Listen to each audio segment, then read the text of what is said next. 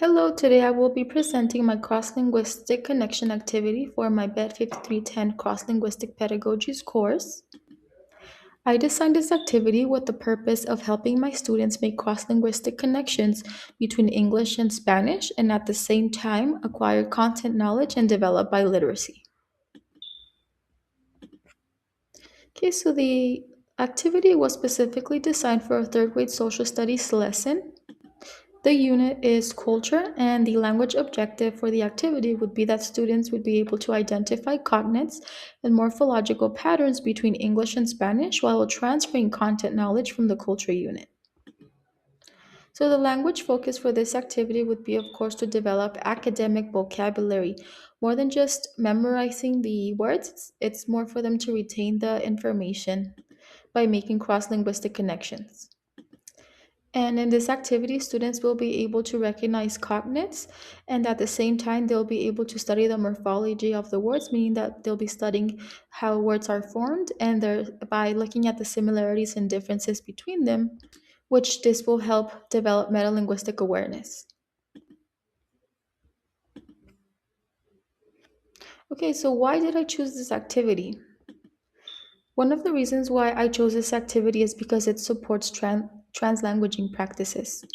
So this means that even though I mainly facilitate instruction in English, I'm not limiting my students to only use 50% of their linguistic repertoire. And because this supports translanguaging practices, it also helps students develop metalinguistic awareness because they're using their full linguistic repertoire. I also chose this activity because it encourages cross-linguistic connections. And another reason is because it promotes knowledge transfer from English to Spanish or vice versa. This means that there's no need for the teacher to directly translate because students will be making those connections on their own.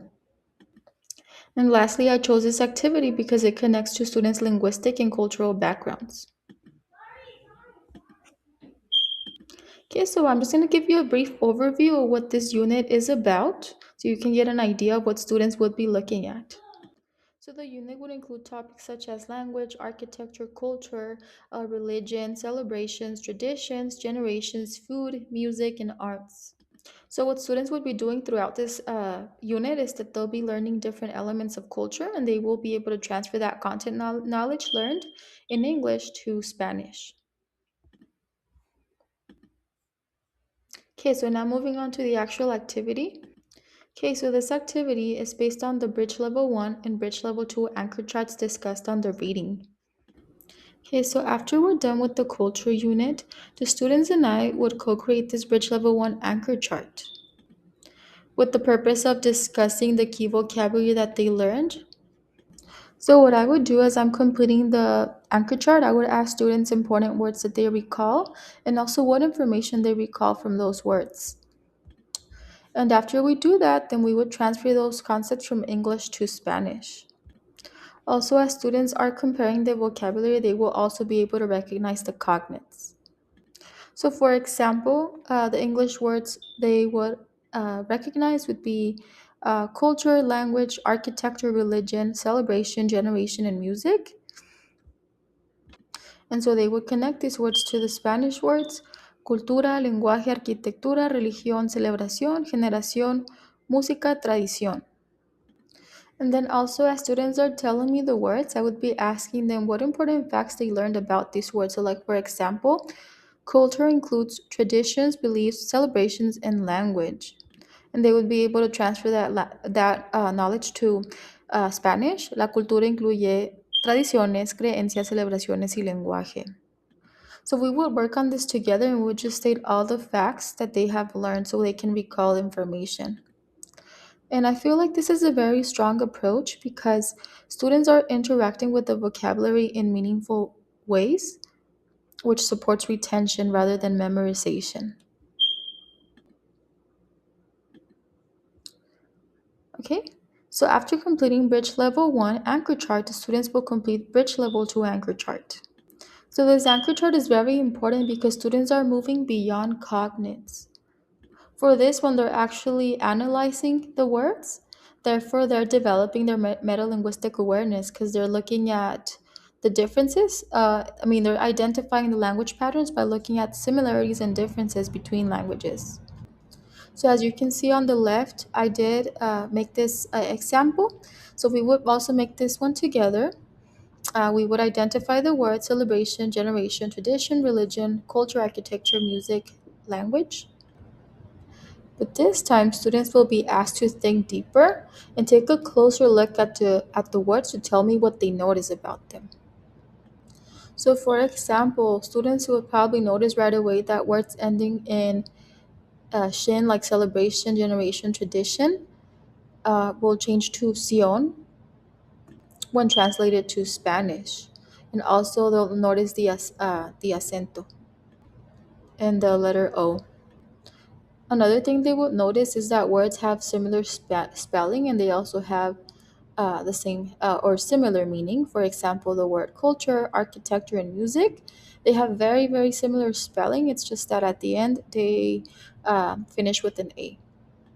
And for this particular example, they would also notice things like words have a similar meaning, but they may have a different ending, such as language and lenguaje. Okay, so now I would like to discuss the benefits for emerging bilingual students. So one important benefit is that it builds confidence in students. If you notice, through these activities, we're not giving the answer to the students. Students are actually drawing from the information they already know to acquire new knowledge. And another important benefit is that whatever knowledge they acquire in one language can directly transfer to a different language, well, to English in this case, and with no need to directly translate the information. And because students are constantly being guided to make cross linguistic connections and making and analyzing deeply, they develop metalinguistic awareness. And since these activities help develop both languages simultaneously, it results in promoting biliteracy because students are getting many opportunities to engage with the content in meaningful ways through all domains of language. And lastly, students' full linguistic repertoire is valued. So this means that the teacher can see the students' full linguistic repertoire, including their native language, as a strength and can build from that. So before I finish my presentation, I would like to give you my reflections for this week. So the reading from this week made me reflect on how it is essential to provide students with the linguistic opportunity to interact with the content being learned. Providing meaningful activities where students can make cross linguistic connections ensures equitable instruction by making content accessible without lowering expectations. Direct translation is not necessary to acquire English because English learners will naturally analyze language and can strengthen that skill if guided properly. This has reinforced my commitment to provide opportunities for students to practice 4 plus 1 language domains to promote biliteracy. So, basically, in other words, equitable instruction does not mean to simplify the content. So, our bilingual students do not need us to make content easier for them. They need us to provide them with the appropriate linguistic support so that they can achieve academic success. So, for the future, I would like to plan for more intentional cross linguistic activities for all content areas because I know that it's important to value the students' full linguistic repertoire. Okay, so lastly, these are the references I used for this presentation. The reading for this week, Working Toward Linguistic Liberation, and the YouTube video Cross Language in the Classrooms. Okay, thank you for watching.